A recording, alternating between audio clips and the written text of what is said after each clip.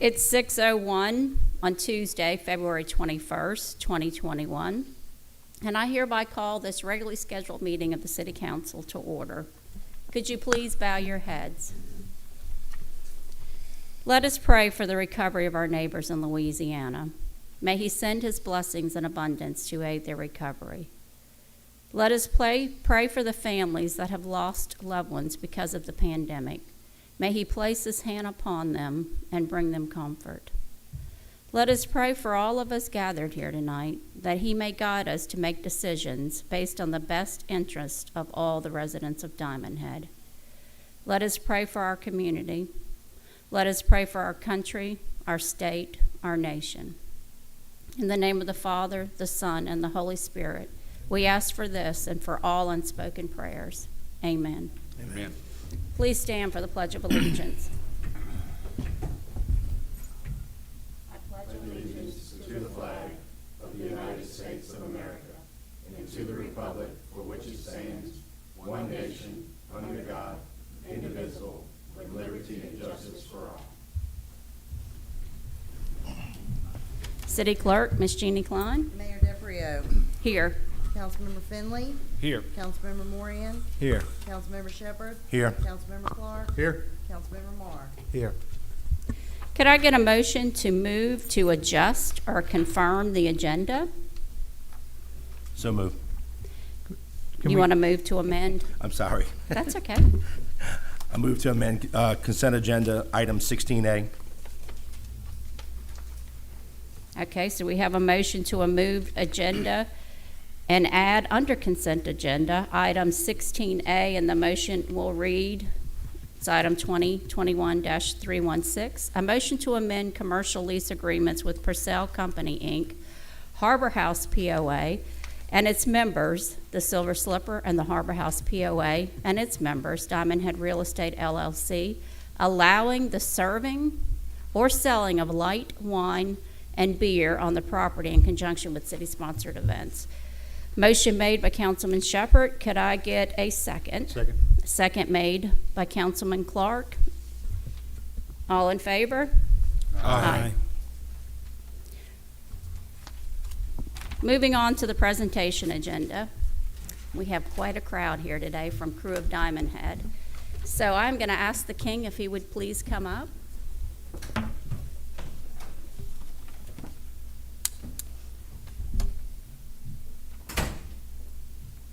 His Royal Majesty, 2021, the City of Diamondhead, Mississippi. This, the 21st day of August in the year 2021, Alihi Nohu, that's the 46th King, Kevin Parrington, the Crew of Diamondhead, we hereby present to you the key to the City of Diamondhead, and congratulations on your royalty.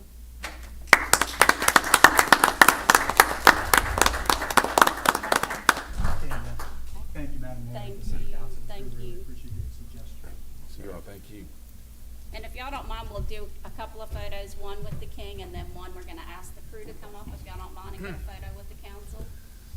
Queen, come up here. Queen, sorry, Queen, you look beautiful too. Oh, that's Queen. Come on in.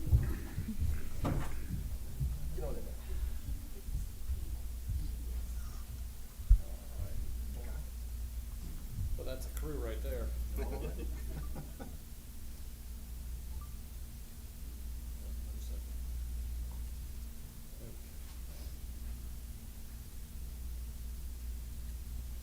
right, gotcha. The crew, do y'all wanna come up and get in a photo? We're gonna make it work, so let's do that. I'm Sarah, by the way.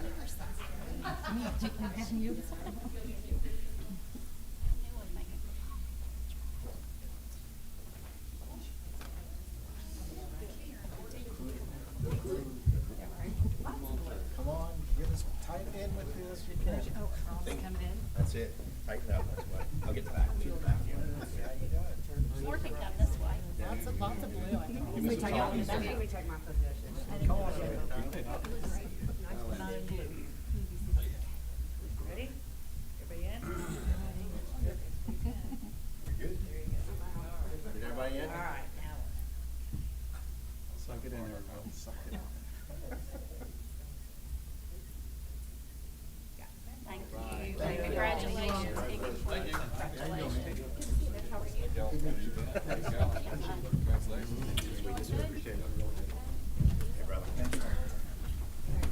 I love you, sister.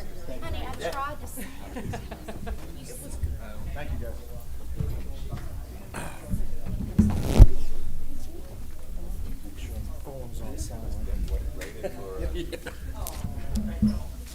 Well, we do now. We have a We motion. We've created a base, at least to move from. Yeah.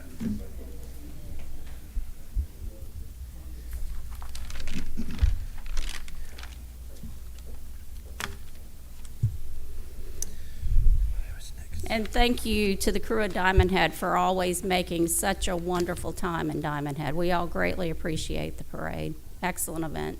Thank you all. Next, we're going to move the presentation agenda. We're going to move a few items around. We're going to move E up to B, and we're going to have Mr. Ty Nikes come up and explain to us the FY20 financial audit.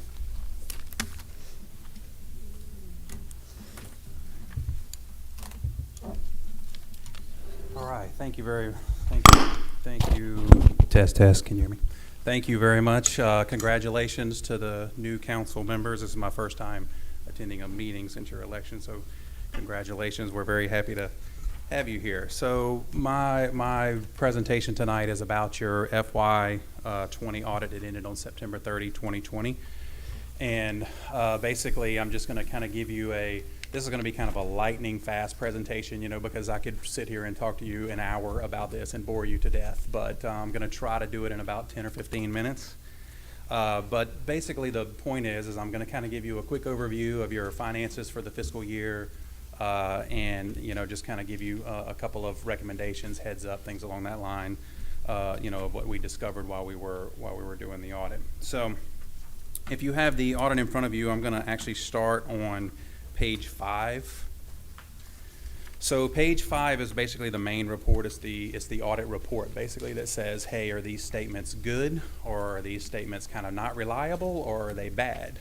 And basically at the end of the day, you have a good rating. Okay, so you have you have a good opinion. There's basically no qualifications on this report, which means that your financial statements are considered fairly presented, and in fairly presented, in what we consider reasonable, it means that you don't have any, drastic misstatements. So things along the lines of somewhere around $80,000 to $100,000 would be kind of your materiality threshold. So we're basically saying, hey, the little things, we're not attesting to 100% of everything in here, but for the most part, we've been through your significant items. We feel like your financial statements are reasonable. There's no qualification to the report, which means that we're not telling the state, hey, their financial reporting is so bad here that we can't rely on the numbers. We're basically saying, this is good, so this is a good thing. You have a clean audit, a good audit report.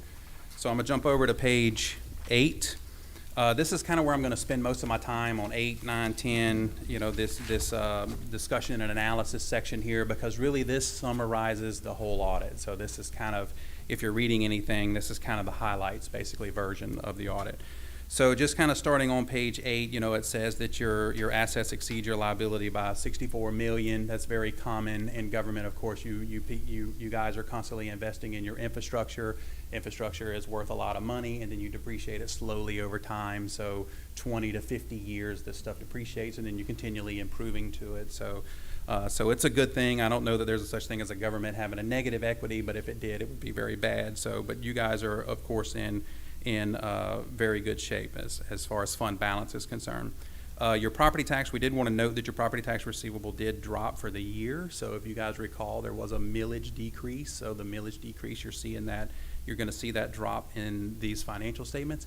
I'm actually kind of very curious to see your FY21, because I don't know if you've kind of discussed it in here or not, but there's a lot of reevaluation going on properties. Property values are up, things along that line. So that's going to kind of directly affect your valuation on your mill.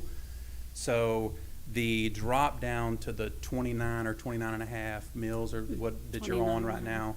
So that drop will likely be made up a little bit. So it's going to be kind of curious to see. There was a slight decrease in your property tax this year. I'm going to be kind of curious to see if there's an increase next year, and I would kind of expect there to be. But that is kind of notable. You know, it kind of goes along with reductions in millage and property tax.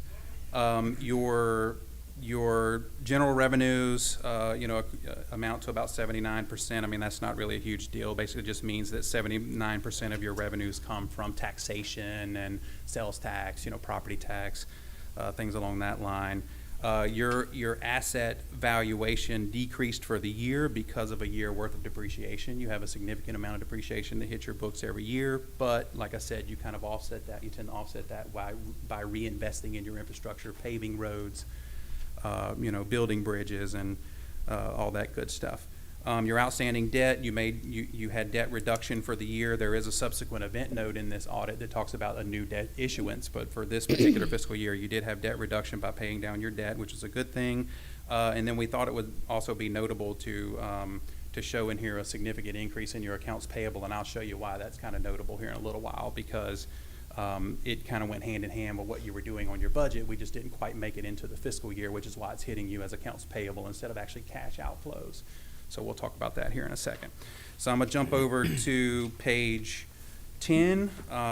So just here you have a net reduction in cash and assets for the year, which is kind of normal. In the depreciation side, you guys actually spent more cash last year than what you brought in, which was by design. You had in the 3 years that we've done the audit, you were having cash surpluses. Your cash was accumulating.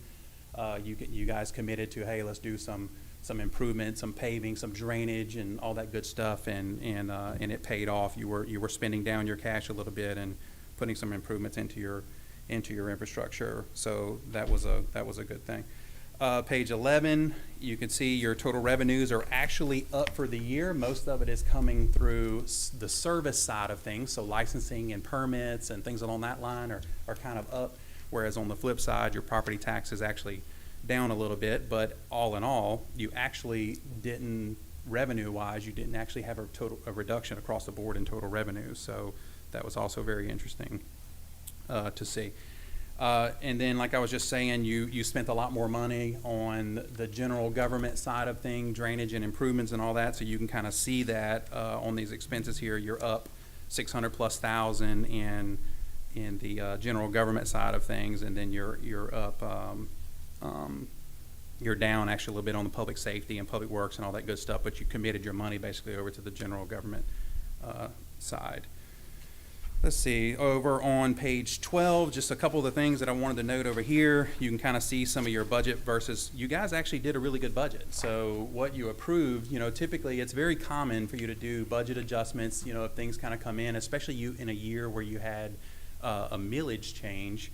Your budget changes were not significant. I mean, and that's kind of a good thing. So that speaks to your staffing, your management, your accountant, your city clerk, because they kind of had the foresight. There was really not a lot of adjustments to this budget, which was very good. If you'll notice that number in the kind of toward the top where it says there was an increase in the public works in the public works budget, that's kind of what I was talking about. The goal, it appears, was to get more drainage and infrastructure into your fiscal year, and it didn't quite make it in. I think we kind of talked about it, and there was a lot of change orders and rebidding and all that good stuff, but it hit close enough to where you actually were paying it soon after the fiscal year, so it's showing in the form of payables here. So you had your largest budget adjustment was to public works, and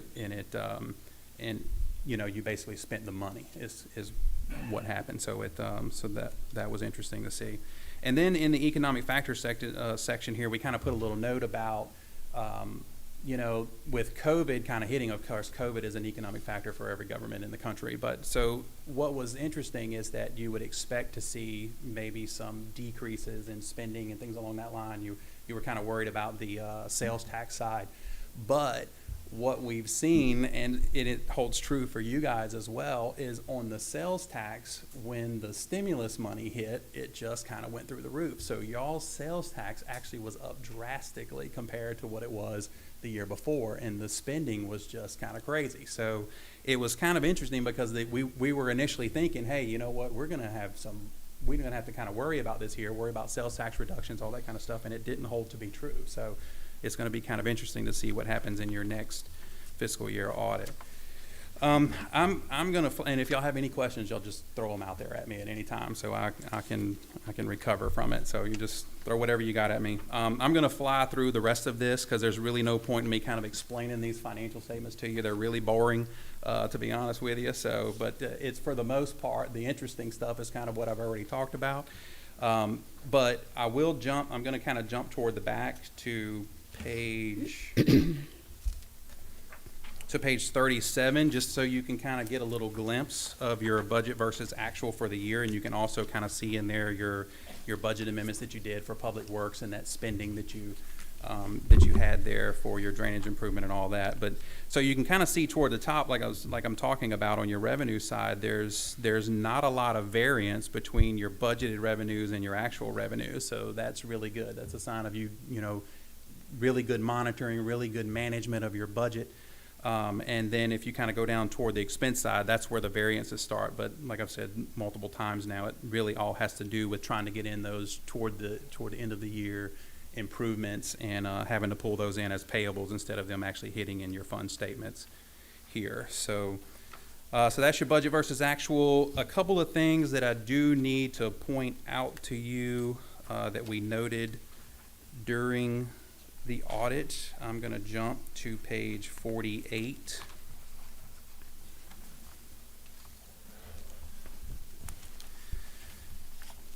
Do y'all have any questions so far before I get into the recommendation side of things? Do you have any questions on the financial side?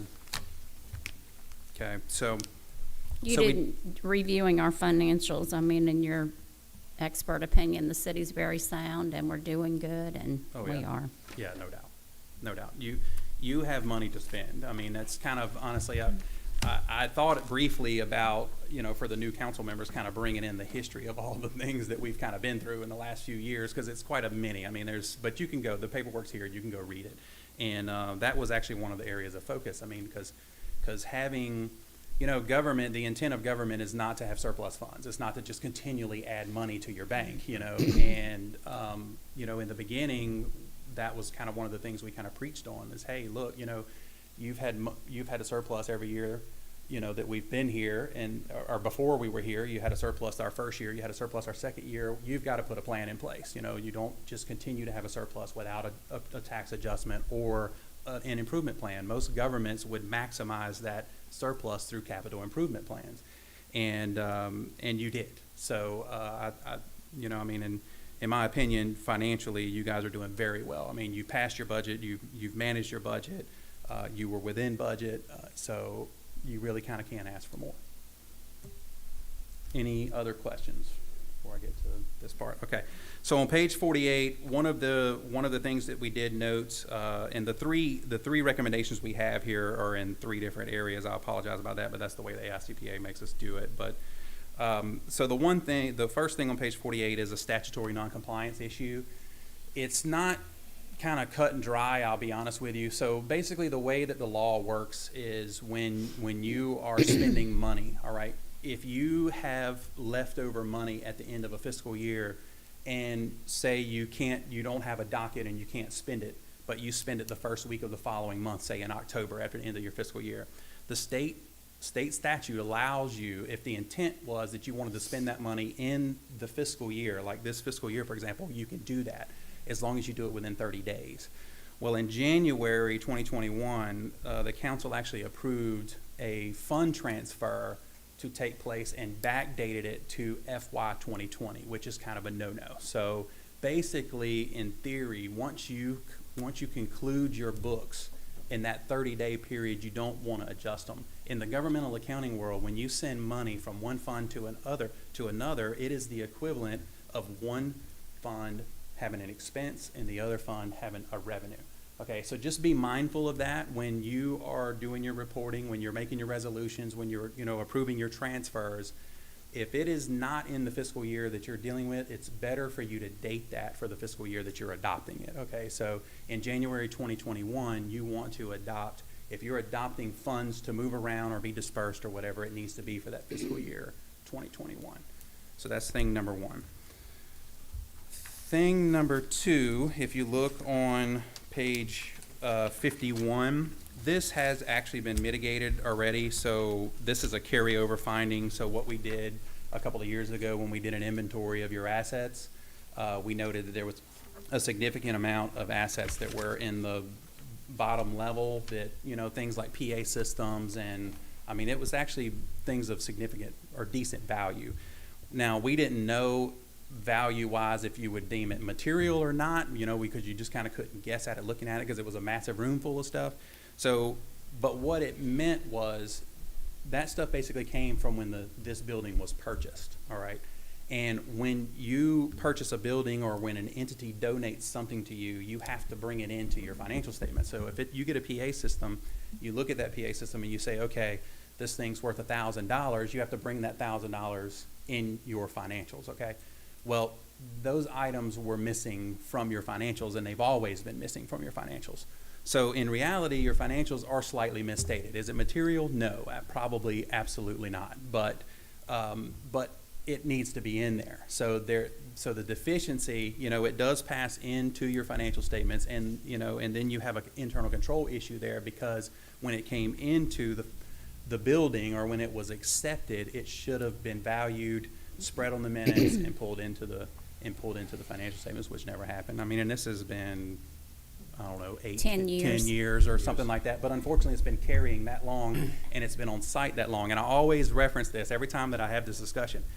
The state is so strict on these rules, okay? I'm one of those people. I read Attorney General opinions and all this kind of stuff. So I'm reading the Attorney General's, releases. And a youth organization donated a van to a city, okay? A youth organization bought a van. It was a nonprofit. They were operating. They were using it. They donated it to a city, all right? The city used it for a little while, and then the youth organization said, well, you know what? We kind of need our van back. So they went to the city, and they said, hey, can we have our van back? Well, the Attorney General told the city they could not give the van back because it was municipal property at that point. So they're so strict about it that you have to surplus, and these things have to be deemed of zero value. That's why when you have thousands of dollars worth of equipment sitting there on the subfloor or whatever you call that floor in there, in the basement or whatever, when you have it there, unfortunately, you can't overlook that. It has to be in your financial statement. So that's why it's here. Any questions about that so far? And I'm going to have to say on that, you're good. I just want to say that. But on those items, I mean, the city was formed back 10 years ago, so we had a whole different team in place. So Right. when the loan was made to purchase, the bond made to purchase the building, all of that was included. And at that Right. point, we shouldn't assume, but one could have only assumed that they were pulled into the assets at the beginning. Right. So, And what should have happened, but really the way it happened is correct. Don't get me wrong. What you guys did is you basically auctioned it off. You did all the the legal proceedings, which is what should have been done, because the alternative would have been for you to actually have it valued by someone, pull it in. So you would have paid someone to value it, pull it in. It would have sat there in your basement. So I just would have liked it to happen, 6 years ago or 8 years ago when you deemed it that you didn't need it anymore. But it is what it is. It's not a major deal. It's not a material amount. But unfortunately, it does mean that your balance sheet is, slightly off. but we Todd, did can- correct it because our management's response is the city conducted an auction in November of 2020, and the property was disposed of as surplus assets. Yes. Now, that's So- what I was going to clarify. If you just, especially for our new council members, on what action the city has done in this fiscal year to dispose of those assets. That was a great catch, though, Ty. Were they realized with any value when we did recognize them on a spreadsheet? No, just, I think the Right. entire auction might have brought in $40,000, and that was including vehicles that were sold from Public Works and equipment, and that was the mass, that was your dollars But downstairs, it was broken desks and chairs and some old PAs. Which have- Cubicles and just, it was Hey, a there was mess. some pianos and organs Mm-hmm. and, But we did have a gentleman that came in and valued all that, and he gave some of that stuff like $10 value. So, you know, in today's market, unless somebody wanted a part, it was not worth Right. it. and unfortunately, it has to be zero value That's for why you it to. was surplus. It was something Right. you Right. dispose of. For you to do that legal proceeding and kind of get rid of it, it has to be, down to nothing. So the last thing, if you've got that little 2 or 3 page letter, that we put in there, did you put that I letter? sent those Yes. out. Okay. Yeah, they got that. Mm-hmm. So the reason why this is on a letter by itself is because it doesn't, I'm not sure that it has an impact on your financial statements, to be honest with you. So if you ask me, okay, so the third bullet on that second page of that letter is, it's about, I think that's the wrong letter. It's the one on my letterhead. Oh. I'll just explain it to you. Yeah, it's the one on my letterhead, but. The one dated, August 31st. You got it right Got it.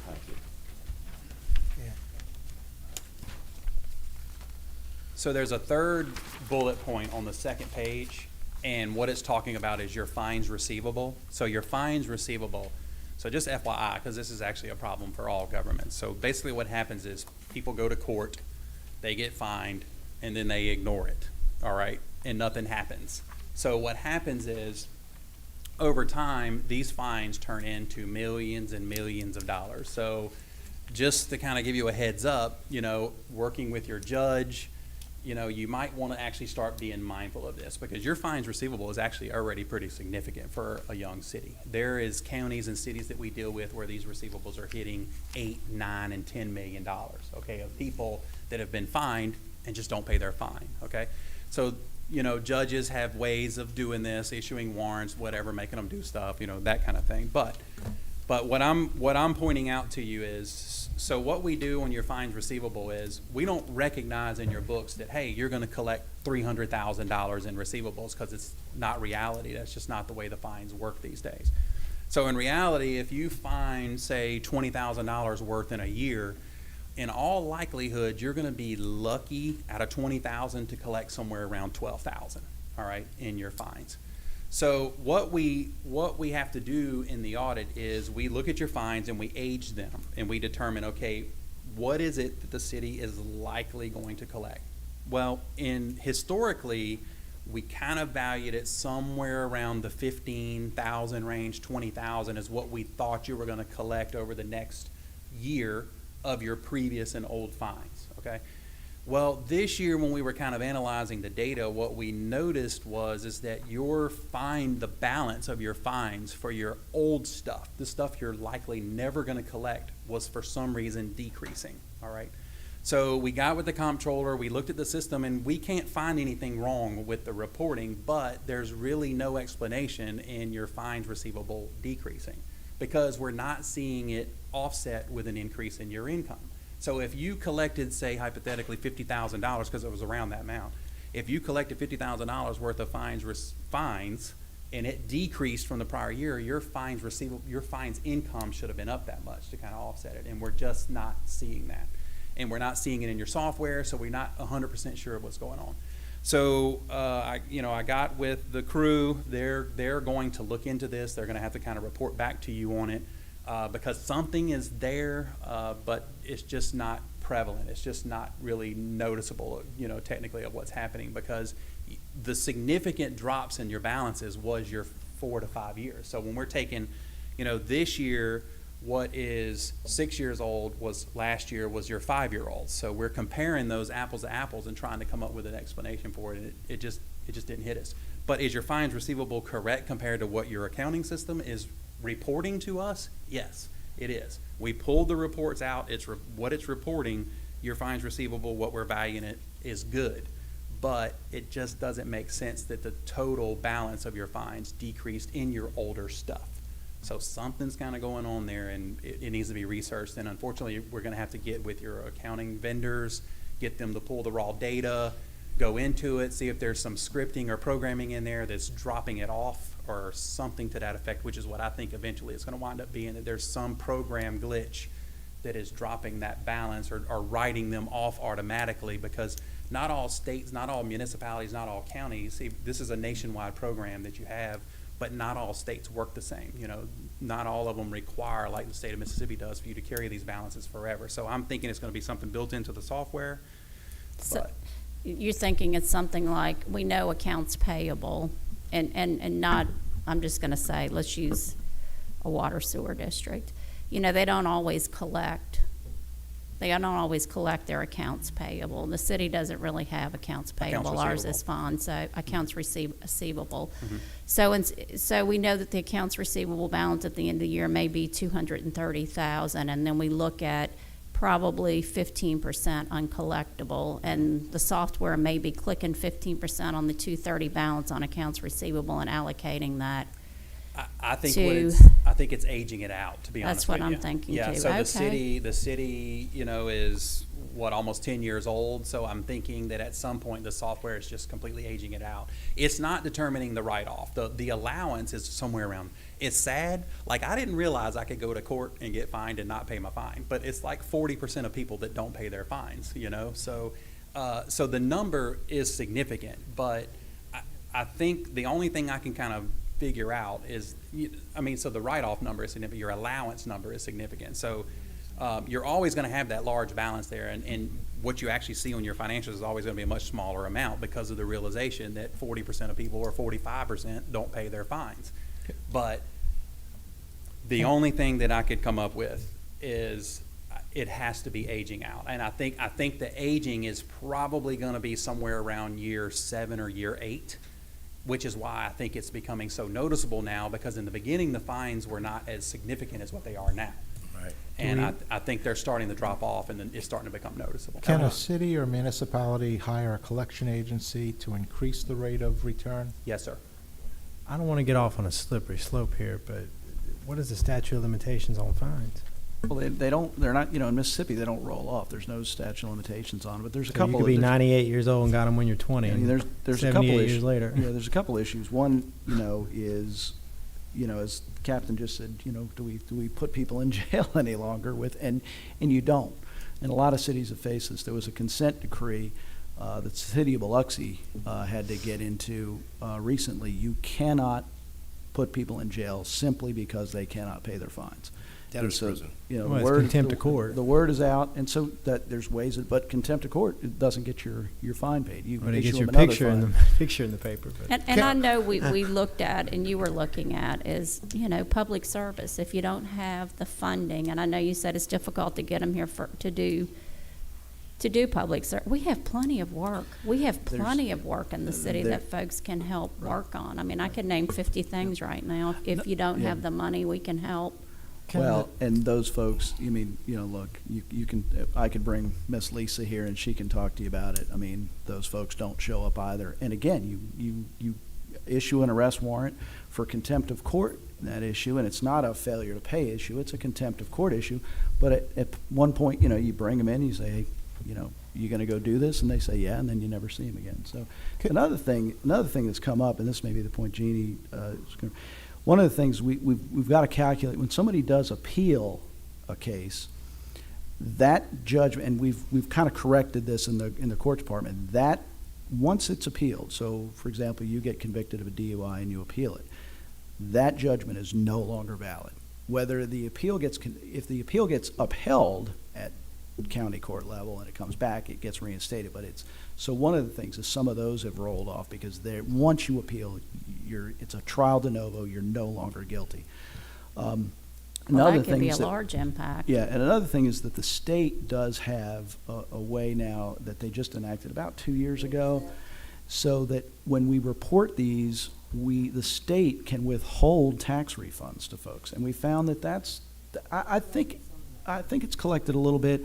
I don't know how the accounting goes there, but I think that over time is going to be one of our more effective ways. wasn't that Well- directed towards child support at one point? I think or something. No, it's a different thing, but they can do that. I believe there's a mechanism that they can withhold tax refunds for child support as well. But you know, another issue is, and I just forgot what it was. Out of state is what, We- we have No authority. Yeah, because we're on the interstate, and a lot of the people that we find for driver's license things, speedings, DUIs, you never see them again. Well- So, you know, that's another issue as Can- well. Maybe we can upload all the ones that are outstanding in the state of Mississippi to the state And and that- let them help us get it through their income tax And that's, return. and that's what we have done. Is it current? It's a process, well, no, it's a process. Mhm. And I'm working with the court department to update it from our last submission to current, but we have to send them a certified letter, giving them an option to come in and pay it, and a notice that, they have 30 days. Then that list has to come back to the council, y'all have to declare it uncollectible, then I can turn it over to Yeah. the state. So it's a lengthy process, and Lisa's supposed to be working on giving me the delinquencies. Yep. Once we submit them, they stay there. So Can- we don't have to resubmit, we just have to update. Okay, excellent. And we've been doing that, rather, Mm-hmm. we had a private collection company. After a certain amount of time, you just turn it over to the private collection company. And it just, in our experience, that's not been very fruitful at all. Yeah, Can 'cause we they sell take them 36%. instead of just turning them over? Can we sell them at a discounted rate if they're aged a certain? Unfortunately not. It's not that type of receivable. And Derek is correct, you know, so just qualifying kind of what I said about a collection. You can use a collection agency to try to collect them, but we've noticed it's like maybe a 5%, 5, 8, probably less than 10% drop in your allowance as a result of it. So they don't tend to do very well. What we've noticed that works best in collections is the sooner you turn them over, the better. Most people try to wait, and when they're 2 years old or more, actually when they're greater than a year and a half, you turn them over. The uncollectability rate of them are almost the same as what you're putting on your records, on your books, which is 100%. For accounting purposes, at what point for you is the age of a debt written off? 6 months, it's, for us in the fines world, we basically believe it's not gonna be collected. Okay. And it starts at 45. So we're about 40, 45. Once it hits like a month or two, we're at 45%, and by 6 months, we feel like it's basically impossible to collect. So that's why, honestly, it's good that we're having this conversation.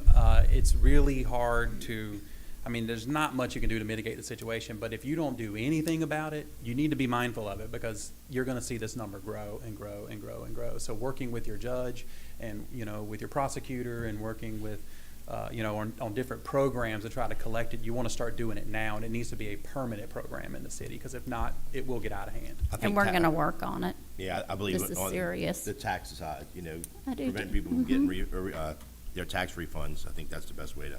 That's best only recourse that fair. we have. It's only, And that concludes my presentation. So if you have any questions, I'll be happy to answer anything.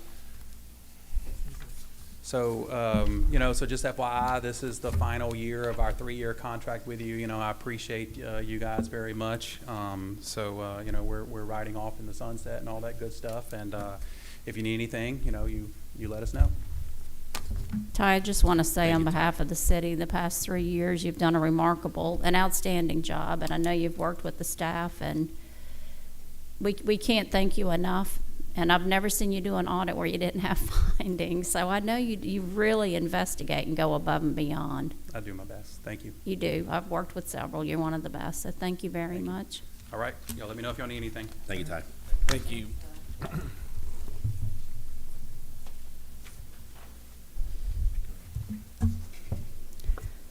Our next presentation will be, we're going to make move to C, the Hilo Street replacement. Well, let's do the project update. Well, Pickering, you're going to do both, so is Colin here? Coulon, okay. Welcome, Kobe. So you're going to give us an update on both, a project update on the drainage projects Pickering's working on, as well as the Hilo Street Culvert replacement project update. Yes, Hilo Street Culvert still goes out for bid on the 23rd, Mhm. which is this Thursday. And we sent out an addendum last week, just Okay. notifying the prospective bidders that there is a forced sewer main in the project area, and it shouldn't be an issue, but we're gonna work that out with Diamondhead Water and Sewer District, just to make sure that we don't get the line out of service while we're building the project. And that's running down Hilo Street, I would It's assume. in the back of the houses on Hilo Street, in the servitude behind the houses. Oh, okay. Kind of at where the culvert and the ditch are gonna end, and it's just graded out, it's in that area towards the back, so. So that's what's going on with Hilo. Aokiki Way is, ERS said that they need probably approximately 30 more days to complete the project. There's been a lot of rain delays, and so we wrote a letter to NRCS and USDA requesting that additional time, and they haven't responded yet, but it shouldn't be an issue. We're gonna do a change order for that, Yes. if they approve it? Okay. Yes. I mean, I guess we can go after a few ways, but Mm-hmm, we need it if it's extension. okay. Write that down.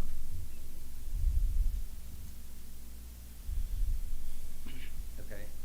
And then the Colo Court drainage, we've done the report and the analysis and then gave the recommendations. And so we're gonna get with Mike and try to come up with the best solution to make that project happen. So that's kind of where it's at right now. Can you provide a little bit more and what that report, or if you're at the capacity to do that right now, for the council, because that's kind of a critical infrastructure need right now for us and for Diamondhead Water Sewer, because there's exposed sewer lines in that area. And so we've kind of taken it to a report as a recommendation from Pickering. We have a work assignment on the agenda. So at this point, I mean, if we can't explain what that is to the council, then I'm not comfortable putting that that work assignment on the agenda. I'm going to remove it. I didn't exactly write the report. Okay. I've seen bits and pieces of it and reviewed it. It seems like along that drainage servitude, it's been patched a few times here and there, and it just keeps washing out around it and continues to be a problem. So the options would be to relocate some of the sewer lines, not all of them, but just the ones that are really in bad shape, you know, hanging over the drainage servitude. And then we could put riprap with some silt fence beneath it, or we could concrete the entire channel, which is more expensive. Right. So either way, you know, looking at the entire length of the drainage, you know, we just need to go through and put the details that are needed per specific location to make it happen correctly. So it Yeah, doesn't- I mean, the report, and I shared it with the council, has several recommendations, including one relocating sewer lines, which was pretty expensive compared to some alternative measures for erosion control. And I think there were maybe 3 other ones. That goes all the way upstream and across Bayou Drive, where they talked about upsizing the pipe under Bayou Drive. Past Opla Way and And then Bayou continues Drive. on towards the marshland. And But, that- you know, before I ask the council to sign another work assignment for a significant dollar amount, I'd really like to have a more detailed report to the council, especially because we're dealing with different agencies here. So, I mean, if we need to do that in next meeting with Kara, then I would rather that than ask y'all to sign a work assignment at this point. Yeah, I'd like to see more information on. I would too, because I'm not a big fan of replacing the sewer pipes. No. I'm not. I mean, the And- sewer infrastructure's there. We need to make sure the drainage is correct, you know, and if the culvert under Bayou Drive needs to be replaced, the one past Opla Way, you know, if we feel it's undersized and it's holding water back and that's what's causing the erosion on the other side of it, you know, if these are the factors, then we know we need to replace that culvert. Because it is a lot of money, so if the engineering's that money, I can only imagine what the cost of the project is, so we probably need to hold off It's about on $500,000. for the That's what I project. was thinking. That's a large sum. Right. I mean, it's a critical, the erosion around the sewer line daily gets worse. I mean, it's just loose dirt, so every time it rains, it's washing. Yeah, and that's why MDEQ mandates how sewer pipes are to be installed, so we don't have these type situations. And from what I did see, it's not like we'd be replacing the entire sewer across the length of the project, but just there are places where the sewer crossing that ditch needs to be reinforced or shifted out of the way. And pressure is a lot easier than gravity sewer, so just depending on what it is. I have some pictures. I mean, this is the report. I have it on me. I just didn't really want to look at some of the pictures. Sure, we can.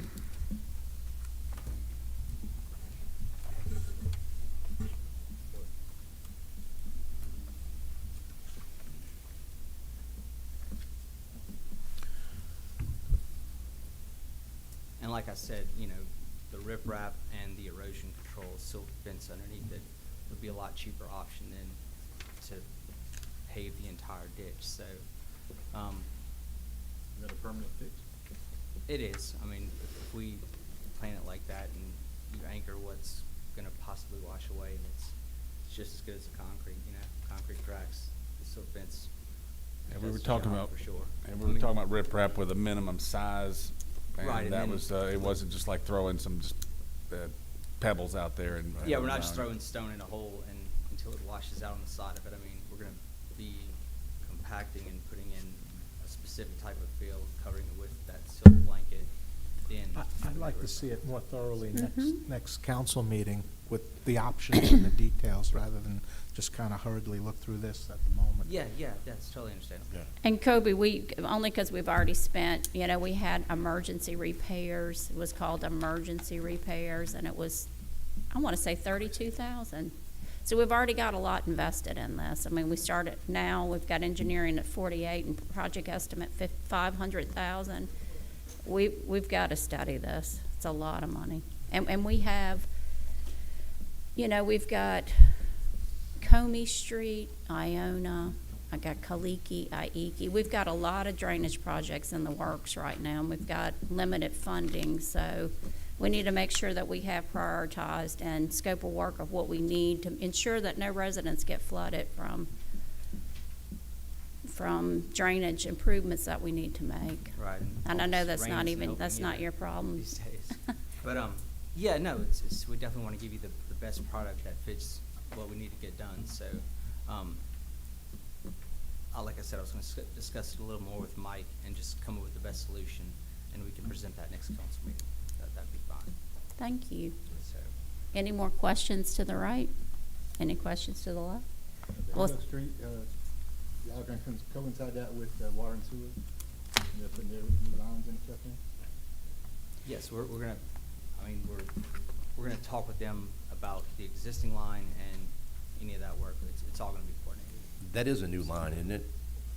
A fairly new line from water and sewer?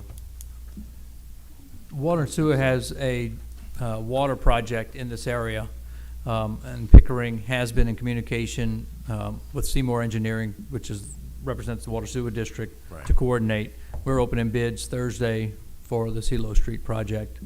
So again, that'll continue to coordinate with them and when we're doing work and where they're working.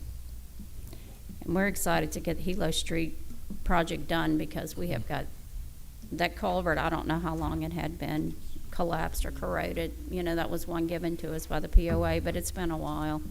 So we've got deep areas where the culvert has eroded that needs to be replaced. That needs to be done quickly. So I'm assuming once y'all get the bids, maybe you can review them quickly and we can have a recommendation on the next agenda as well to award this contract. Yeah, absolutely. And then we have That's our another plan. Hilo project in the works, Hilo Way. Yes. And we thank y'all for keeping the, oh, it's in my head. I know where they are, so. So we thank y'all for working on this. Any more questions? No. And Makiki is Ooh, pretty much yes. in the same. Okay. You know, we're analyzing the report. That's in the process, and we're, you know, it's not complete, but we're in the process of doing that. And whenever I speak with Mike about COLA, we'll try to come up with the best solution to fit both of these projects, you know, just to make it happen and get it done for y'all's needs and budget. We'll do what we can to make it happen, you know. And McKeekee we're excited about as well, because that's one that, you know, we needed a ditch behind those homes dug, and I think Public Works went out and did that. We've got an inlet with side inlets just that loves to collect leaves, straw, and everything. It's constantly, you know, clogged up, so we have to maintain it. The pipe under the street needs to be replaced. The outfall ditch needs to be worked on. So we're excited to get McKeekee. And also on our agenda is you all working on the wetland permit for the Miller Pond and the Yeah. Lily Pond. So we're Yeah, excited Miller to and get Lily that. Pond. And we know that's a lengthy process getting the permit, but we're ready to get Public Works out there and start. And the plans for that are complete. We're really just waiting on the permits. So that's just that's what's taking longer on this project than it really needs to be. The wetland delineation, if you do anything to the wetlands, you've got to permit it. So that's what we get to deal with. And y'all helped us work with the Go Mesa funding, so this one will be funded with $495,000 from Go Mesa. So thank you all for that as well. All right. Did you want to add anything else? No, I'll if you need us to, once we get everything in the right direction, we can give a presentation before the next council meeting if y'all request. You know, just let us know. We'll make it happen. I'm ready to meet whenever you're ready to meet. Thank you. Councilman Clark said, let's just start digging. I'm with him. Let's just do it. Do what we can. Thank you. All right, thank you. Thank you. Our next presentation, so that took care of Pickering and our drainage project update, Hilo Street, Culvert, McKeekee, the Miller Pond, the Lily Pond, and Colo Court. Now moving on to Mr. Ben Benvenuti of Covington Engineers on Turnberry drainage update.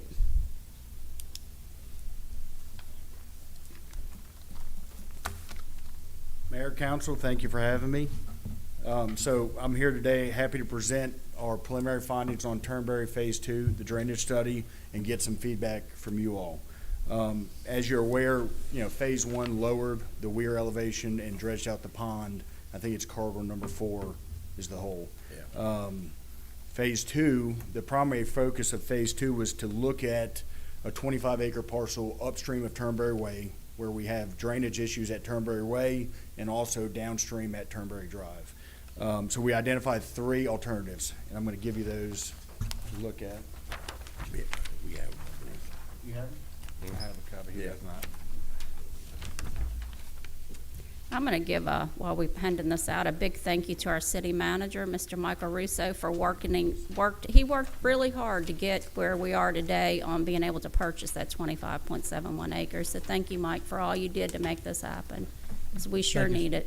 Still working, but You've got it. Yep, good job, Mr. Russo. What? No, that's yours.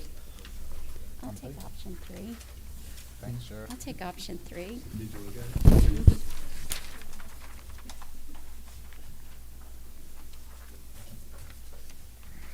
All right. Sorry for that delay. So we looked at 3 alternatives. That's my notes. So alternative 1 is 9.56 acres. And that's your first sheet you're looking at. Alternative 2 is 11.7 acres, and alternative 3 is 12 acres.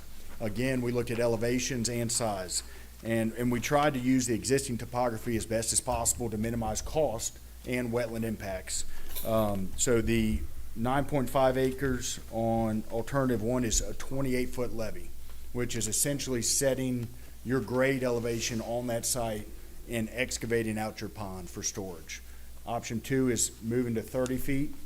That option has a little bit of levee construction, but more earthwork involved in dredging your pond or creating your pond.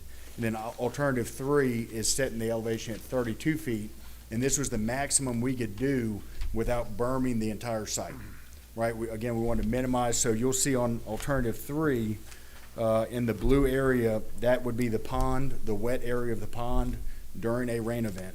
And so it gets close to the back end of those parcels, but it does not encroach on those parcels based on your topography. So that allows us to only work on that south end to build that berm on the south end. Without going into, so I passed out another sheet to you. This is the preliminary modeling results for all 3 alternatives. And there's a lot of information here, and the red highlights is really not what you need to pay attention to. What we really want to pay attention to is the benefit of the detention and the reduction of flow. So if you look at the far right column, the 100-year flood event or 100-year rain event, on alternative A, you're going to reduce your flow by about 90 CFS. Alternative B or alternative 2, you're going to reduce it by about 224 CFS, which is right at 50% of the flow coming into that area. Alternative 3, you're going to reduce it by 266 CFS, which is greater than 50%. So alternative 1, less impacted area, but less benefit. Alternative 2 and 3, you're only about 3.3 acres bigger on your pond, but you have considerable benefit. Another thing I want to point you to the 25-year column. If you look at the 25-year column, the water surface elevation at Turnberry Way will be reduced by about 3.5 feet. On the 10-year rain event, it'll be reduced by about 5.1 feet. So that's really the benefit you're getting. So it's our recommendation that we proceed with alternative number 3. And I was about to say this, 2 and 3, the size is very similar, but there's actually more excavation in alternative 2. So alternative 2 is a smaller pond, a lower crest elevation on your weir, and not as much benefit, but it's going to cost more. So I would not go with alternative 2. Our recommendation is alternative 3.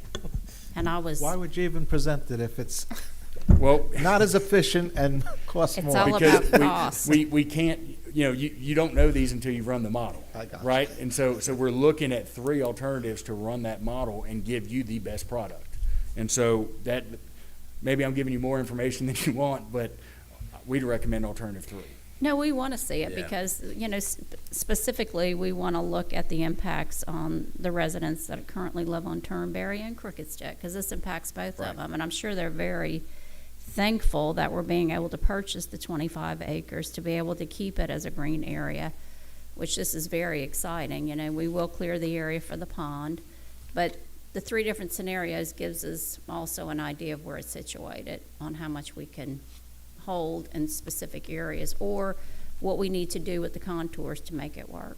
And I think Absolutely. 3 is excellent. I was on board with that before I came in here. Very good. And regardless Yes. if you do 1 or 3 or 2, you want to purchase all 25 acres because you want to restrict building in that area. Obviously, a lot of it's wet and they'd have to go and get permits to build, but this is a great area. Even if you don't build the pond, it's a great area to have as green space owned by the city. Right. Excellent. And we do need to work on it. I know you're working on that. We have issues on Crooked Stick with there's 10 lots at the rear yards do not drain. I mean, there's no way for the water to get out. So I think option 3 will help with that. More so, we may need to put in some ditches when we do this to be able to pull the water off the rear lots, because there wasn't any rear lot drainage provided to those 10 lots. Absolutely. And once you own that parcel, that can be looked at. If even if the pond in alternative 3 doesn't make it all the way, you've got good sloping going back, and so there's either obstructions or you've got some high spots that can be graded out and get that water off the back end of Crooked Stick. So if you're in favor of alternative 3, what we're going to do is we're going to continue these modeling results downstream, and it ties into your Watershed A study as a whole. And it's very important because we're on the upper end of Watershed A. And we're currently, as you're aware, in our other work authorization, doing surveying, finished floor elevations throughout. It's the Comey Drive, Aloha Road, I believe. Iona. Iona. So we're identifying the deficiencies there, but this ties into it. I sent you another one. I sent it to Mike and you, Kiko Street. So we have a lot of, well, we have more subsurface in that area than we do in any other place, but that also is the location of the new 76 lot subdivision. So we've got subsurface catch basins with subsurface piping, and then it runs under Kiko Street, and then it comes out to a ditch. But probably for the past, before Mike's time, we've had drainage issues with those. But I mean, it's gotten worse, so that needs to be addressed specifically when looking at A. And looking at this new subdivision, we need to be able to receive that water coming out. And right now, we're having trouble receiving what we currently have. Absolutely. This should make a big impact on the water problems we're having on that side, though. I mean, the retention in this pond should be able to hold off to slow the fall of water downstream, correct? Yes. Yeah, and now I can't speak to the benefit. Right now, it's obvious through our preliminary modeling that we're going to reduce the water surface elevation in Turnberry Way, Turnberry Drive. But we're also removing, in a 100-year storm event, we're moving over 50% of that flow that's moving downstream. Excellent. And so that added capacity will have a downstream benefit. But until we model all of Watershed A, where Comey Drive, you've got the drainage that comes at Comey Drive and ties in, and I think it's Appalachia Road, that ties in right at Montjoy Creek, going under the bridge. I mean, that's the point where we need to get to and understand the whole area, because if we can slow down water in the Turnberry leg, that may provide us the ability to increase flow in the other ones to convey water more efficiently. Right. And you have limited areas for retainage in the city. We do. That make a measurable difference. We're going to look at that in our Watershed A study, is where can we put pocket ponds to slow water down. But this site is one of your best sites to make a measurable difference on a large detention.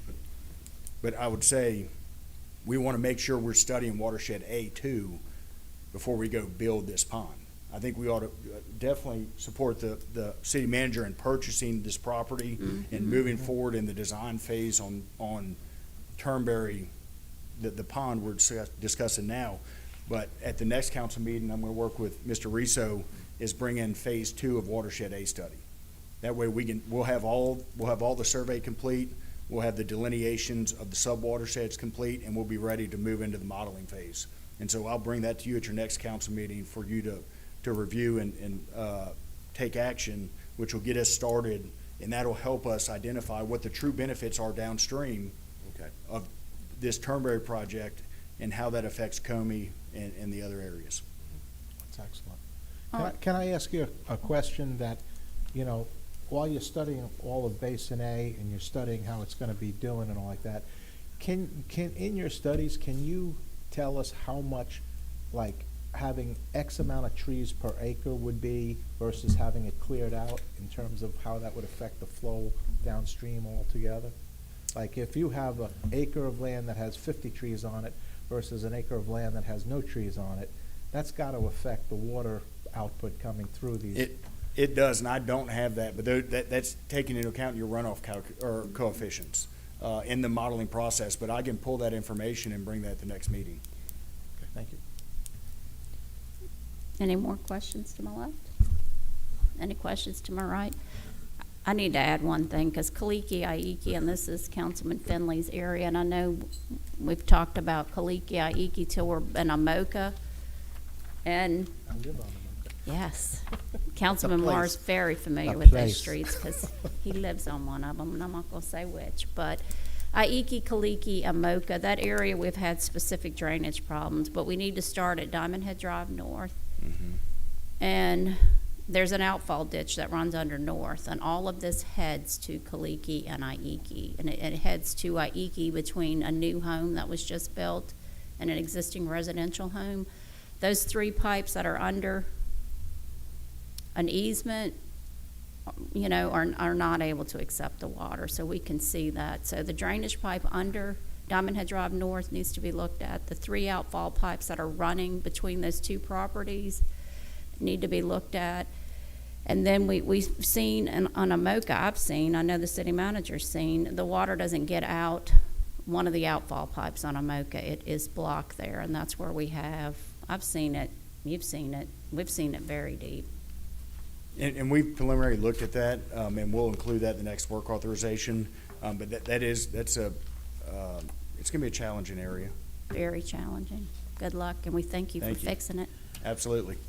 If I Thank can y'all. just make a couple of comments on this, some key points, and especially with Purcell as well as the property owners on Crooked Stick and Turnberry, we're looking at that buffer area between what may be created as some detention and their property lines. Purcell was very interested in that, making sure there was some buffer in there.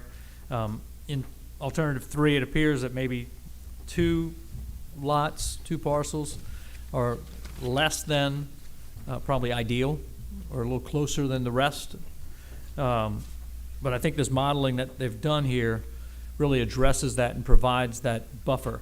So it's not like right in somebody's backyard. Like Nancy, myself, and Ben were in someone's backyard looking, and we were sitting back there on Crooked Stick, and we kind of went, this could get kind of close. And we're like, Right, okay, we it got to look at could. this. So I really appreciate that and looking at these. And again, it still is a key part of our discussion with Purcell. And so that's not a complete done deal. So Ben and I are going to meet with them, present this report, and keep moving in the way. But our recommendation will be purchasing complete 25-acre parcel. And that's on the agenda to get me authorization for that. We can pull the PO in this fiscal year where we have the funds available, and then continue proceeding to get that complete. And by the looks of option 3, which is the best, we need the complete parcel. It needs to be inclusive. Well, and the big piece that from Public Works perspective, we've got easements, but when there's fences and everything up in backyards, and you've got all drainage running behind these yards, how do you get your equipment back there to actually do work? And so to have some buffer where we can actually own and operate, I think is critical, especially with a detention area. So, To have this with trees and a green area left is going to be big Yeah. improvement. and it's the least impactful, as he told me, from permitting perspective. It was the least impactful compared to digging. Tell me if I say something wrong, Ben. No, I mean, you didn't. I mean, Bill, it'll reduce the amount of fill, utilizing the existing topography. But there will have to be 404 permitting for the wetland impacts on any option. Right. Right. I mean,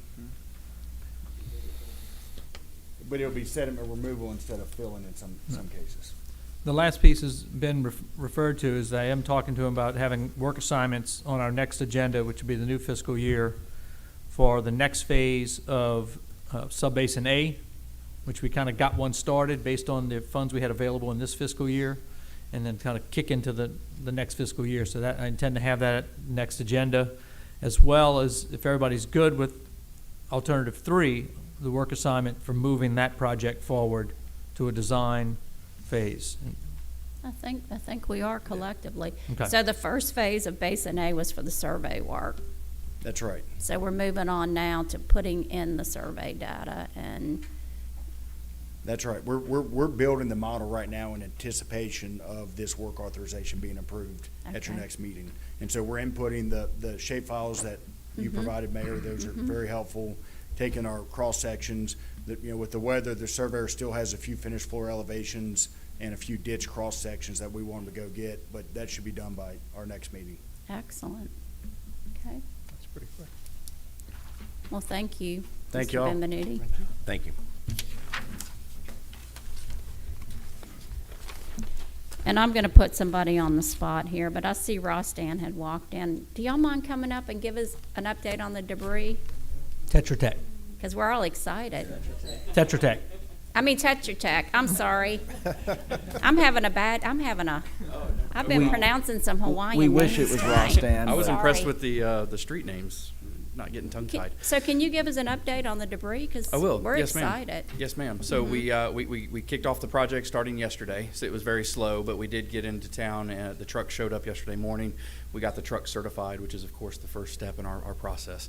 Excellent. We didn't actually run any loads yesterday, but the crew did work pushing piles up, okay? Obviously trying to make bigger piles so there's less stops for the trucks, just to make them more efficient. So these first couple of days will be a little bit slower than you probably like to see, but in the end, it will make it much more efficient when it's all said and done. So we did run, I don't have the numbers in front of me. I want to say it was 2 or 3 loads this afternoon. We did get loaded, so we did start actually making loads this afternoon.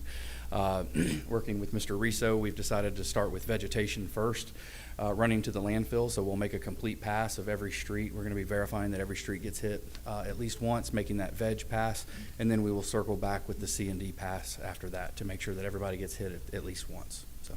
Do you have a time frame for the first We've been pass? we've been just between myself and Mr. Riso and the contractor, we're talking about 2 weeks, roughly 2 weeks To complete all of it? to complete all of it. Wow.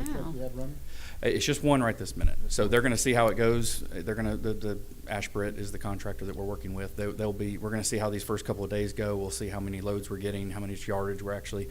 The challenge is with those seagrasses, you can imagine it's wet, it's very dense, so they can't load them as full as they can, leafy, brushy type materials. So the load calls are not where we would obviously like them to be, but for weight reasons, he's got to stay under the weight limits that DOT provides. So, so we're kind of figuring it out, and then we'll see after the first couple of days of loading. We'll get those reports. Mr. Riso will be on those. I'm sure he'll provide them to you as well, and we'll see if they need to bring in additional assets. They've agreed to do that if they need to. So we'll see. They've assured us that they'll get it done in a timely manner. Our goal is to get in and get out as quickly as we can.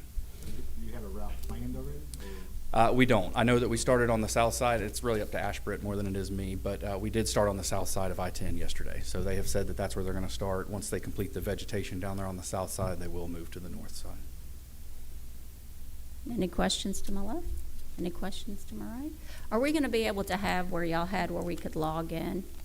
We will, yes, ma'am. I don't have it up and going yet. I should have it probably tomorrow, but And we'll have that's the 2 same thing. weeks. I mean, I don't know if you want to do it. It's such a short No, thing. we're If we going to the do it anyway. reports. The difficulty is going to be is it's so little material that where Mm-hmm. you're used to seeing the dots all over. Yes, It's we not going to did. be like that this time. It's going to be a dot here, a dot there. It's going to be much more spaced out. But that plus our in-person surveying, an actual person in a vehicle actually taking pictures and doing what we call incident reports. Between those two tools is how we're going to ensure that every street gets hit at least once and that we make sure that we make one single complete pass over the entire city. Well, y'all definitely did a first-class outstanding job on Hurricane Zeta, so Well, I we're looking appreciate that. forward Thank to you. getting Ida picked up. I and wish out we the weren't door. here so soon, but we're happy to be working with you again. So if you need anything, I'll be available for any questions or anything, and obviously staying in touch with Mr. Riso. So, Thank you. thank you. Thank you, Tetra Tech. Thank you, Matt. All right, city managers report. I'm going to jump to just my comments on debris as well, and kind of jump in my city manager report for a piece there. They are estimating we have about 10 cubic yards, 10,000 cubic yards. I did that in an email earlier. 10,000 cubic yards. Residents are asked to try to put those in 2 different piles, one for vegetation and one for C&D, which means all other stuff. The reason for that is it goes to 2 separate landfills. We pay $2.50 per cubic yard for vegetation at one landfill, and we pay $4.75 per cubic yard for the tipping fees at the second landfill. So it's financially for the city, it's critically important that we try to separate. If you got a pile of leaves and there's fence boards in it, we're paying $4.75 compared to $2.50. The other thing is, what he just said, they're picking up vegetation first. So which means if you got a pile of C&D that's mixed, it's going to be there longer. So if you want to get your stuff picked up faster, have only vegetation piles. I also would just like to applaud Tetra Tech was on board. These are prearranged contracts that y'all arranged recently over the last 6-7 months that we put in place. Rostan is our consultant. Tetra Tech, they have been in communication with us daily since before the storm and just saying we're ready if needed. They are also working in Hammond, Mandeville, Covington area, South Lafourche. So they've got some other devastated areas, so we definitely appreciate them being here with us. And then we have Ashbrit on the hauler position. So again, we got quality team doing this. Paddle Paradise update. This Saturday is the Paddle Paradise event. Registration's at 8 a.m. The paddle begins at 9:30. Last year, if you remember, we had 104 paddlers from 3 states, so hopefully we'll have something similar. It is a free event, and everyone is invited to participate. There's a band, there's food and drinks at the Lazy Gator following. That'll start about 11 a.m. We do have a snowball vendor. People like something cold. And those education vendors will also be there, which is something we've tried to add this year. Bancor, on the agenda, there's a Bancor South Equipment Finance Agreement. At the last meeting, the council approved a new agreement for copy lease purchase with Gulf Copy Systems. So basically, this is the finance agreement through the bank for that agreement.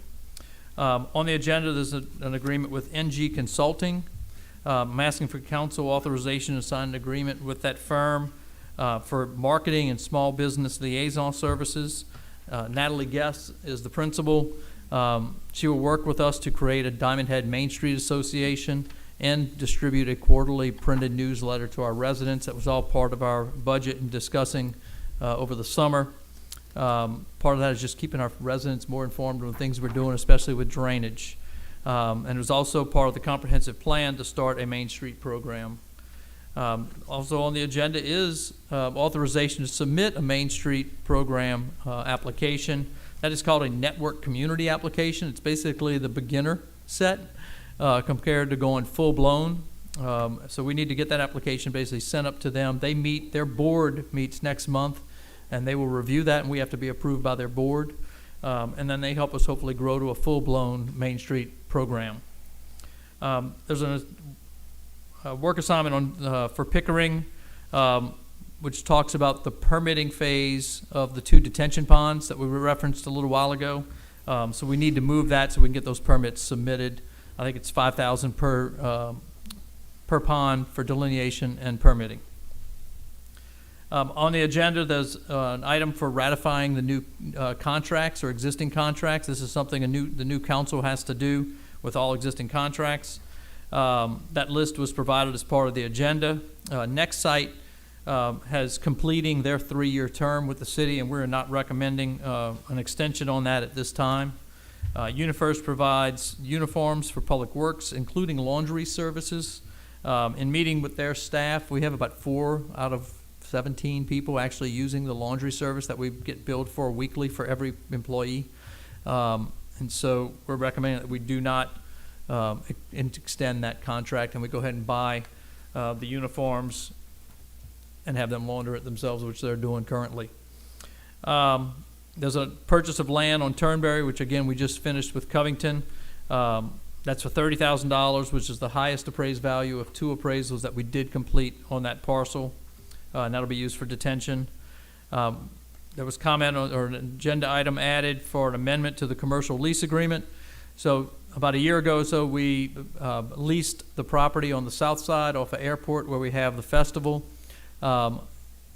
In submitting our beer permit for the state, they basically want the property owner to acknowledge it's okay for us to sell light wine and beer. So the easiest way to do that, so we don't have to just keep going back to it, is to do a little language and amend the contract or lease agreement. And that's 3 different property owners there. The street paving project, phase 3, is underway. This is 3.5 miles of streets to be improved. 26 of the 40 streets have been completed. 27 will be completed tomorrow, and I'll get the 4th group of streets shortly, so I can get that distributed so we know where they're going to be working. But things are moving along good there. Cruising the coast, believe it or not, it's that time of year again. The Blessing of the Classics in Diamondhead is scheduled for Wednesday, October 6th. There'll be a parade of cars that will take the Diamondhead Drive loop beginning at 3 p.m. Then there'll be a party following here at City Hall with music, food, and drinks. And again, everybody's invited to that free event. Destination Downtown Main Street Conference. Last week I went to Stark Vegas. LSU will be up there, I believe, this weekend. Very, very concentrated information focusing on downtown developments and revitalization. I really want to encourage the council next year. We didn't plan on it in our budget, but really saying, come with me, let's go. Amen. Very good information, especially as we look as a comprehensive plan and the work we're doing on East Aloha. with rezoning and capital projects, and then we're looking at the town center with capital projects and spending a lot of private, public money on that. I just thought it was a very good conference to go to, and it's short, it's sweet, and it's not expensive. So, other than that, I wrote myself a note, Kapalama Cove, their HOA has approached me and Derek. We've met with them over the last year and a half, maybe, a couple of times, about transferring their roads inside Kapalama Cove to the city, to have the city basically maintain that over time. That's what was done when we became a city for High Point, so there is a precedent for it. And so all the streets in High Point condominiums are city-owned and maintained. So they've approached us about that. So I wanted to let you know at the next meeting, I'm going to probably put something on the agenda, maybe ask them to come be present so y'all can start having dialogue. It's not a simple thing. There is expense to it over time for the city because we'd accept those roads. The other piece is there's other condominiums and other HOAs around town. So just being aware of that, what does it mean in the future? What does that one say? And now finally, thank you, just want to recognize, I know we recognized our police and AJ at our last meeting. However, Mayor, you may want to comment because I think you got the email on AJ receiving an award last night. And it's on my list right here, Perfect. right by scratched out Rostan Tetra Tech. We are honored and pleased to announce that our police captain, Captain AJ Gambino, received the Ronnie Peterson Award Monday night, which is a very pristine award given to an officer that goes above and beyond the call of duty, and that describes what Captain Gambino does. So we are very honored that he received that award, and we want to say congratulations from the council Yes. to the police captain for receiving this award. And I see we have Captain Luther back there. Thank you all for everything that you do, because you all keep Diamondhead very safe, and we can't thank you all enough. Thank you. Okay. Questions? Any questions for the city manager to my left? Yes, a couple of things. Kapalama Cove, are those streets, are those concrete or are those asphalt? The concrete streets compared to asphalt. Yeah. Also on the East Aloha widening, what phase are we on there? Are we still doing the bidding, or have they completed that yet? No, we're still in design. My goal was to have that in front of y'all for authorization to bid that project. We are very close with that. When Jason is dealing with Ron from Orion and just laying out a couple of things, there was some conflict with what Jason had and Ron had. So, I mean, we're like this close to getting in front of y'all to say go. The other part was the crosswalks. Jason thought we were just going to stripe it and said, no, we're going to do an alternative that says if we want to put in the crosswalks now, what would it look like financially? So that design still needs to be completed for the crosswalks. And also don't forget. But we're pushing because part of the agenda is MDA wants to know where their grant money is spent, and we need an extension. So there's a request to request MDA, and we have a $150,000 grant from MDA for that. And that's on here to approve tonight. Don't forget to come see me for the kayak. Okay. Oh, yeah, speaking of the kayak, is there gonna be a kayak rental vendor at the Paddle Paradise? On the website, on our website, there are a couple of vendors that are with that phone numbers. I called one and they were like, what are you talking about? Yeah. So, I mean, those are people who, the private sector that rents kayaks, and that we've directed them, and we're just pushing to them. Okay, any questions to my right? I just want to add that you don't get an audit like this without excellent work by the staff. And this was a very good audit. So I see the comptrollers over there, the city clerks here, the city manager, and the city attorney keeping us in line. And he catches all our slack. We don't, he catches a lot of it, so. And he listens and smiles. So we thank you all very much for what you do, because you don't get this audit without you all doing what you all do. So thank you. Yeah, the staff has done an exceptional job at that. Thanks, guys. Fantastic. Thank you all. All right, moving along. Our minutes, could I get a motion? Oh, did we have any public comments? Excuse me. None? Okay, thank you. Motion to approve the September 7th, 2021 regularly scheduled meeting minutes. Could I get a motion? Move. Motion made by Councilman Clark. Could I get a second? Second. Second made by Councilman Marr. All in favor? Aye. Resolution 2021-067. A motion to adopt Resolution 2021-067, thereby appointing Louis Ertel to serve as Commissioner of the Diamondhead Water and Sewer District Commissioners for a 5-year term commencing on September 28th, 2021 and expiring on September 30th, 2026. Could I get a motion? Move. Motion made by Councilman Moran. Could I get a second? Second. Second made by Councilman Clark. Any discussion to my left? They both said it. Okay. Oh, my bad. It was simultaneous, but next one's yours, Ricky. Any discussion? Any discussion to my right? Well, you're not supposed to always give the backstory, but it is my opinion that we should not intersperse family members among boards, whether they be private, elected, or appointed. I don't personally know the candidate. I have nothing against him. And he's more than qualified when he takes a position. He's certainly more than qualified, and I think he'll be great for it, but I just don't believe that family members should serve on multiple boards or one person on multiple boards, so I'm going to stick with that. Thank you, Councilman Bentley. All in favor? Roll call. Roll call. It's a resolution. City Clerk, Ms. Jeannie Klein. Finley, No. Moran, Yes. Shepherd, Yes. Clark, Yes. Marr, Yes. Mayor. Yes.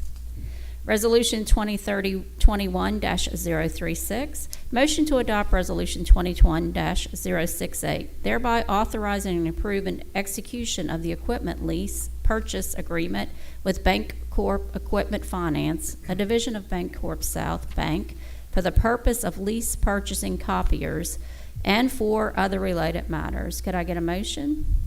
So moved. Motion made by Councilman Marr. Could I get a second? Second. Second made by Councilman Shepherd. Any discussion to my left? Any discussion to my right? City Finley? Clerk? Finley, Yes. Moran, Yes. Shepherd, Yes. Clark, Yes. Marr, Yes. Mayor. Yes. Resolution 2021-311, motion to adopt Resolution 2021-069, thereby establishing FY22 compensation for all employees. Could I get a motion? Move. Motion made by Councilman Shepherd. Could I get a second? Second. Second made by Councilman Clark. Any discussion to my left? Any discussion to my right? City Clerk? Finley, Yes. Moran, Yes. Shepherd, Yes. Clark. Yes. Marr. Yes. Shepherd, Mayor. Shepherd. Yes.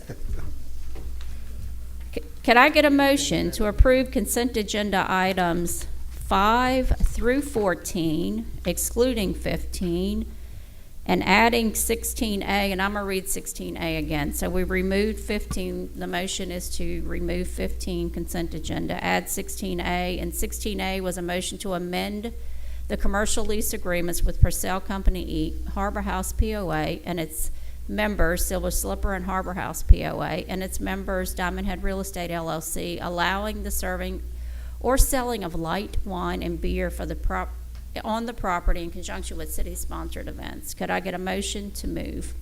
Move. Motion made by Councilman Shepherd. Could I get a second? Second. Second made by Councilman Clark. All in favor? Aye. Action agenda items 2021-276, a motion to ratify contracts with the exception of Nexsite and UniFirst, and further to authorize the city manager to provide such notices as required. Motion? Move. Motion made by Councilman Finley. Could I get a second? Second. Second made by Councilman Shepherd. Any discussion to my left? Discussion to my right? All in favor? Aye. 2021-307, motion to accept the FY20 Comprehensive Annual Financial Report. Could I get a motion? Move. Motion made by Councilman Moran. Could I get a second? Second. Second made by Councilman Clark. Any discussion to my left? Any discussion to my right? All in favor? Aye. Action agenda item 2021-308, motion to authorize the offer of purchase of 25-acre tract of land located between Turnberry Drive and Crooked Stick from Purcell Corp. in the amount of $30,000, and to authorize the city manager to execute any and all documents necessary to facilitate the acquisition. Could I get a motion? Move. Motion made by Councilman Shepherd. Could I get a second? Second. Second made by Councilman Marr. All in favor? Aye. Claims payable, motion to approve PR claim 095 in the amount of $29,529.20. PR claim 096 in the amount of $30,430.63. PR claim 097 in the amount of $2,696.22. PR claim 098 in the amount of $30,638.30, and APKT 01576 in the amount of $47,309.93. Could I get a motion? Move. Motion made by Councilman Shepherd. Could I get a second? Second made by Councilman Clark. Any discussion? It was Mar, but I got Mar. Mar, is that right? Sorry, Mar. That's okay. I don't want to be responsible for that. Councilman Clark does not want to be responsible. You're about to vote. You are responsible. Oh, yeah. Okay. All in favor? Aye. Aye. Motion to approve docket of claims DKT 158821 and DKT 158857 in the amount of $272,419.37. Could I get a motion? Move. Motion made by Councilman Shepherd. Could I get a second? Second. Second made by Councilman Clark. Any discussion? All in favor? Aye. Could I get a motion to accept department reports, August 2021 financials, Police Department, Code Enforcement, Building Department, and Privilege License? Move. Motion made by Councilman Moran. Could I get a second? Second. Second made by Councilman Shepherd. All in favor? Aye. Any non-agenda public comments? Wow. Our legal counsel, Mr. Derek Cusick, are we still looking good? We're still good. Yes, okay. No need for executive session. Excellent. Thank you very much. And thank you for keeping us that way. Could I get a motion to adjourn? Move. That was Councilman Clark. He'll go on record for that. He wants to be responsible I'll for go that record one, for doesn't He he? does want to be responsible. Could I get a second? Second. Second, Councilman Shepherd. All in favor? Aye. Thank you all for coming out